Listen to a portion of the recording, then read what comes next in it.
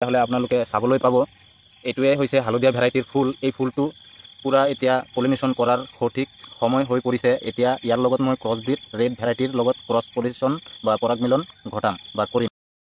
এতিয়া মই আপোনালোকক ক্ৰছব্ৰিড ৰেড ভেৰাইটিৰ ফুলটো দেখুৱাই আছোঁ।